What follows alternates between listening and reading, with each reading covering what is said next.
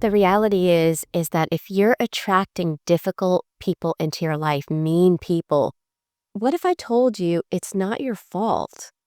And what if I told you that this all started in your childhood and that there's actually a way you can break free? In fact, in this video, I want to explain how trauma gets trapped in your nervous system, how it influences who you're drawn to, but most importantly, how you can heal, break free of these patterns, and finally attract safe, loving, reciprocal relationships into your life. So, that being said, grab a drink, grab a snack, and let's dive in. For those that don't know me, my name is Michele. I'm a survivor myself of childhood trauma. I'm a trauma-informed coach, a somatic experiencing practitioner, and the founder of the School of Transformation, where I help people learn how to embody everything I teach on my channel. So if you're struggling to apply what you're learning, come check out our live Zoom meetings. There is currently a 40% off sale good through January 15th, or until the maximum number of members is reached. So remember, if you have a pattern of attracting mean or difficult people in your life as an adult, the reality is that everything began in childhood. So let's take a walk back to your childhood. Imagine you're a little kid and your home is like a garden.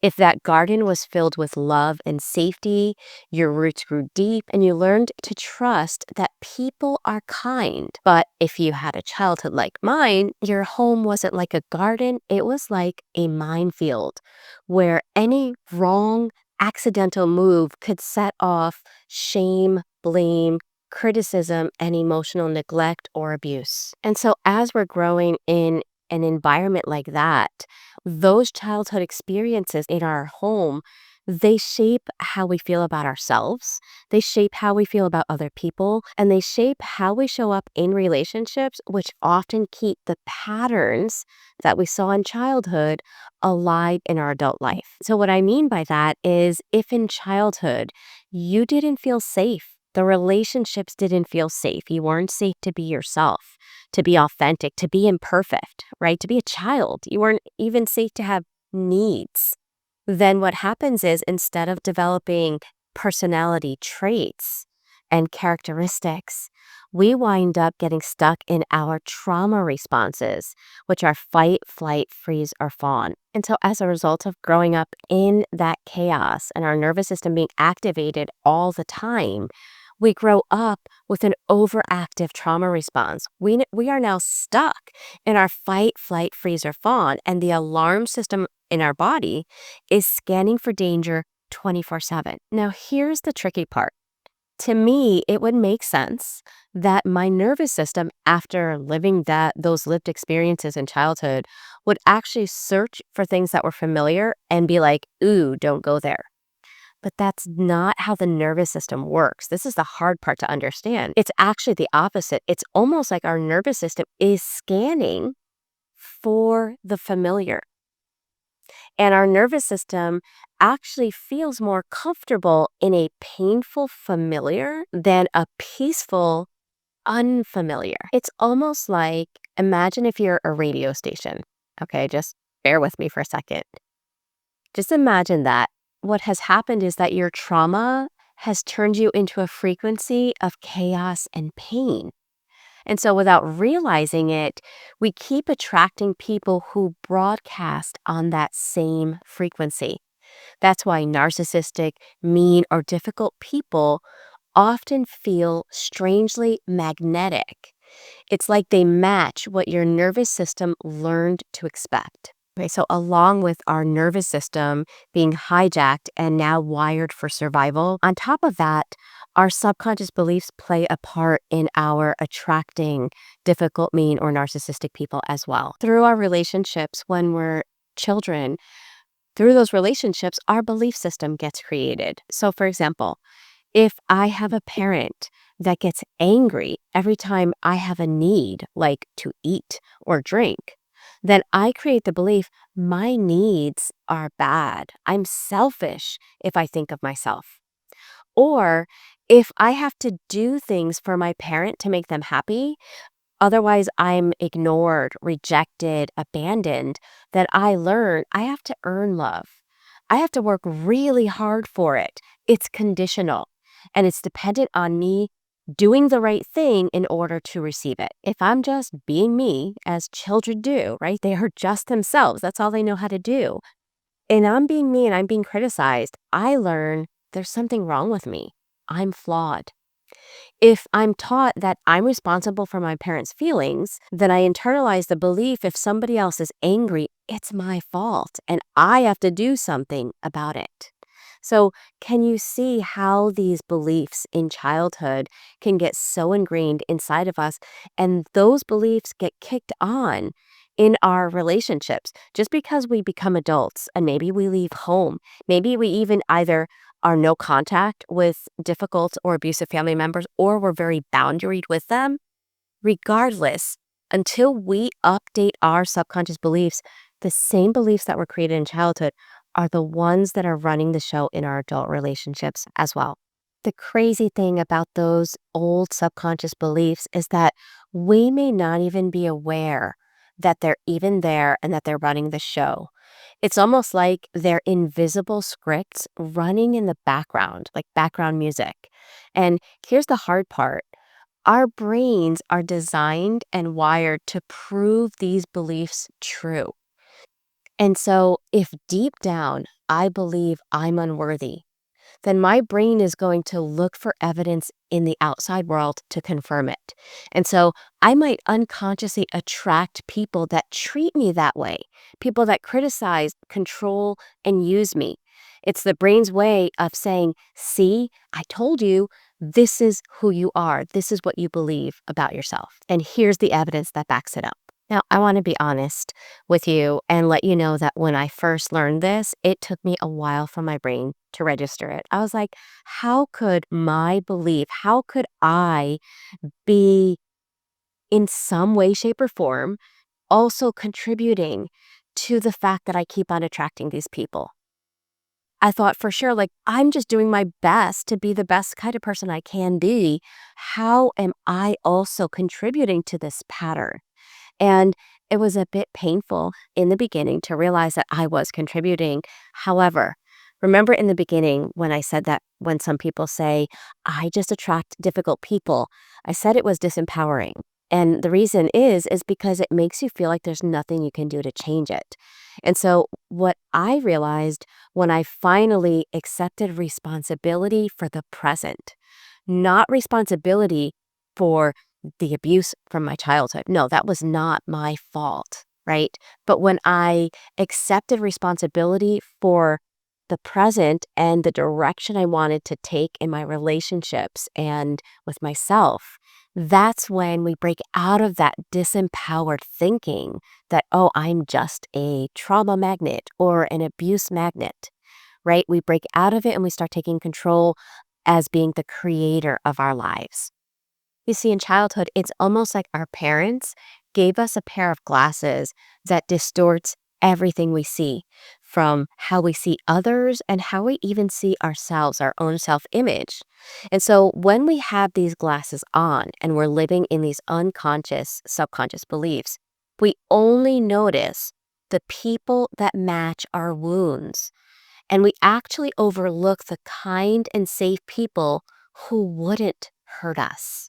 Hopefully that makes sense. And so let's shift into the third reason why our childhood winds up causing us to repeat unhealthy relationships in our adult life, attracting mean, critical, or narcissistic people in our adult life. And it has to do with the fawn trauma response. In order to survive the painful and chaotic conflicts that we had in childhood, conflicts that didn't make sense, conflicts that we were too small to know how to handle.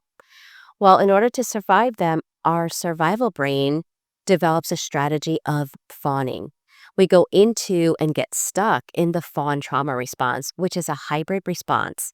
It's part freeze me, freeze how I really feel, freeze what I really want to say, freeze by authenticity, and we choose safety by socially engaging in a way that will make our chaotic and scary and abusive parent calm down. So in childhood, it's a very smart strategy.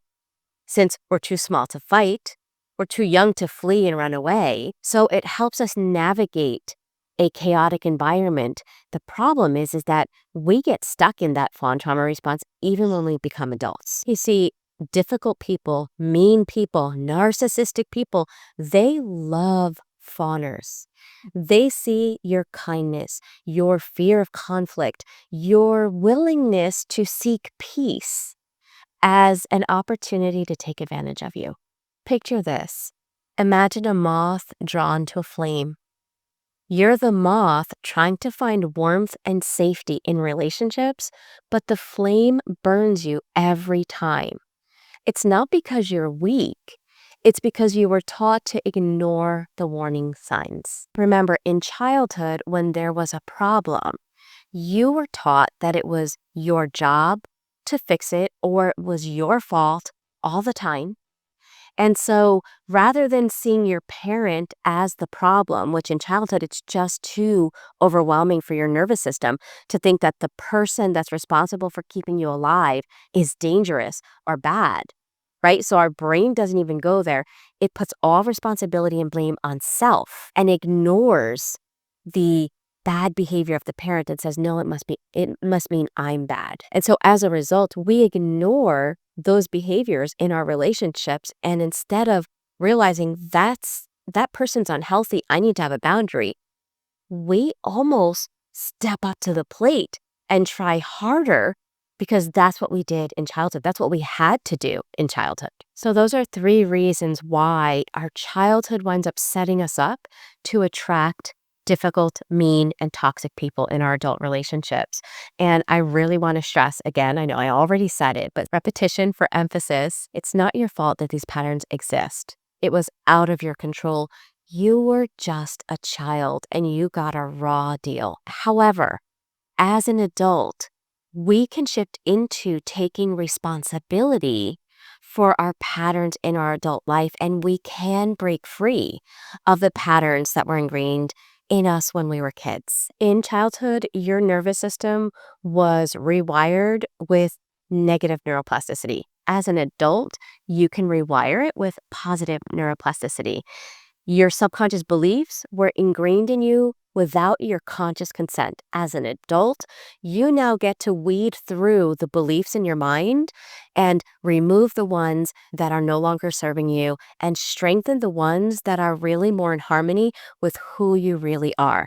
And that's exactly what I help people to do in the School of Transformation. I help people to learn how to get back to their authentic self, who they really were, instead of who the trauma turned them into. So if you're looking for live, affordable support, come join me live on Zoom every week as we transform together. But in case you're not able to join me live weekly, I want to leave you with these 3 tips that can start helping you to break out of the pattern of attracting mean or difficult people. Step 1 is rewiring your nervous system with somatic practices. Healing starts in the body. Trauma is stuck in the body. And as tempting as it is to try to learn our way out of it, we can't do that with our mind. We have to learn how to embody what we're learning and put it into practice on a body level. Our nervous system needs to feel what safety feels like instead of just learning what it feels like. Tip number 2 is learning how to rewrite and rewire your subconscious beliefs.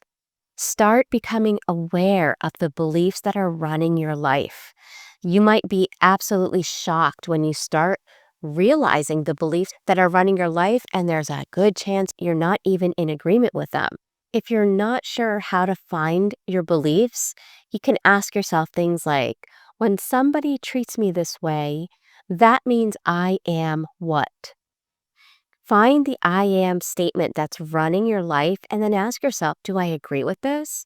If I could choose, what I am statement would I want to replace it with? And then tip number 3 is learning to set boundaries. Boundaries are your way of teaching others how to treat you. So start practicing saying no to people who drain or hurt you. And remember, a healthy person is going to respect your boundaries. Someone that gets angry or tries to manipulate you is showing their true colors. Trust what they're showing you. As a way of controlling you when you are a child, you may have been taught that boundaries are bad and unloving, but the reality is think of boundaries as a fence around your garden. They protect your peace and they should only let in people who nurture you. So, bottom line, if you've spent your whole life attracting mean, toxic, abusive, controlling, or narcissistic people, it's not because there's something wrong with you. It's because in your childhood, your nervous system has been wired for danger and it's stuck seeking that out. Your subconscious beliefs were infiltrated. And you may be stuck in a fawn trauma response. The good news is that this is not permanent. When you do the deep inner healing, then you open your life to first having a healthy relationship with yourself. And once that happens, everything on the outside changes. So don't give up. It has nothing to do with something being wrong with you. You can have healthy and loving relationships. And if you're struggling to apply this on your own, that's why I designed the School of Transformation, so that you don't have to heal on your own, but you can do so in a community with people that are on the same journey.